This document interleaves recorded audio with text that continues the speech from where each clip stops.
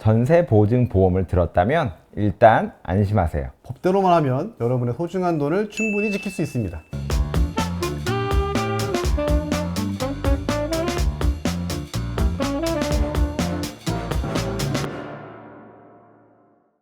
빌라왕이니 건축왕이니 해서 전세 사기 관련 뉴스는 끝도 없이 나오고 있는데요. 꼭 이런 계획적인 범죄가 아니더라도 보증금을 못 받는 일이 정말 많아지고 있습니다. 요즘은 전세 보증보험이 보편화되면서 많은 분들이 가입하고 있고, 보험으로 만약 있을 사태로부터 어느 정도 대비가 가능하다고 하지만 사실 전세 보증보험을 실행하는 과정은 꽤 오래 걸리고 많이 어렵습니다. 보증금은 바로 못 받을 것 같은데 계약 만기는 다가오고, 이런 상황에서 어떻게 해야 전세 보증 보험을 잘 활용할 수 있을지 저희 로맨즈가 세상에서 제일 쉽게 알려드릴게요.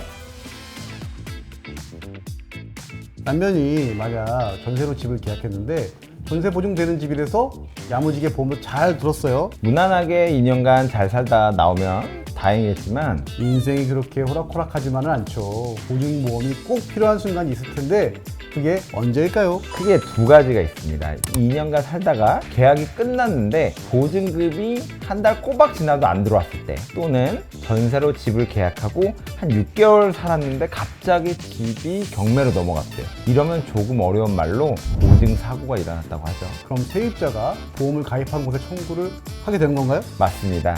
허그에 반환 보증 보험을 예시로 우선 들어볼게요. 약관을 보면 이렇게 보증 사고가 발생했을 때 서면으로 나는 이런 상황으로 보증금을 못 받고 있다는 내용을 문서로 작성해서 한 달 이내에 허그에 통지하고, 보증 사고일로부터 2달 이내에 내가 못 받은 보증금을 대신 해결해 주세요 라고 보증 채무의 이행을 청구해야 해요. 단, 청구를 하기 위해서는 여러 가지 준비사항과 조건이 필요한데요. 당연히 서류가 또 어마무시하게 많겠죠. 네, 아무래도 돈이 걸려 있다 보니까 요구하는 서류도 많은 편이고, 또한 상황에 따라서 보증금을 단순히 못 받고 있는 경우에는 임차권 등기명령 한 다음에 청구를 해야 하고, 집이 경매로 넘어가서 보증사고가 난 경우에는 유형의 경우 배당표를 내던지, 아니면 내가 전세 보증금을 이만큼 못 받았다는 걸 증명하는 서류를 이만큼 제출해야 할 필요가 있습니다.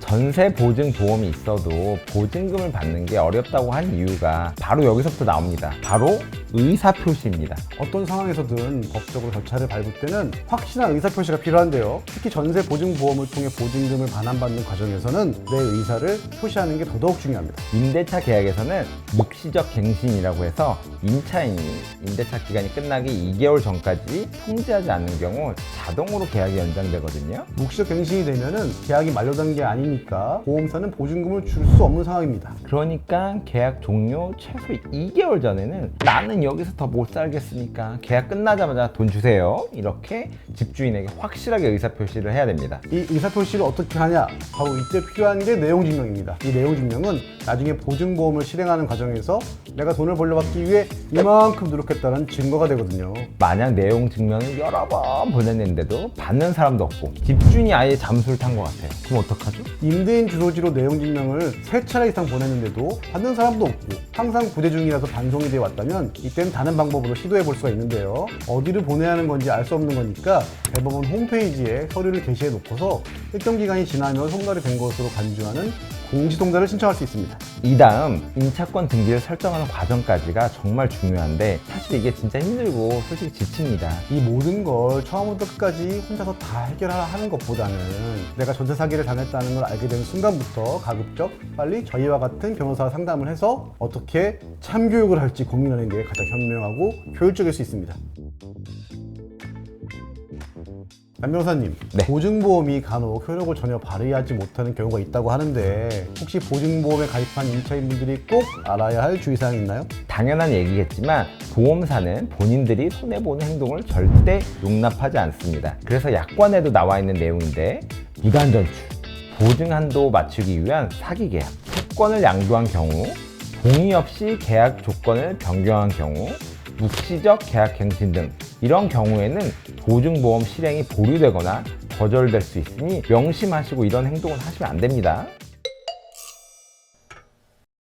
오늘은 전세 사기를 당했을 때 전세 보증보험을 활용하는 방법, 그리고 임차인이 보증보험을 실행하기 위해 필요한 절차에 대해서 알아봤습니다. 다음에는 보증보험에 가입하지 못한 분들이 보증금을 돌려받는 과정에 대해 다뤄보도록 하겠습니다. 전세 사기에 관련된 궁금증이나 고민, 그리고 하고 싶은 이야기가 있다면 댓글 많이 남겨주세요. 저희는 지금까지 로맨지의 신혁권 변호사, 남성준 변호사였고요. 영상 잘 보셨다면 구독과 좋아요 부탁드립니다. 감사합니다.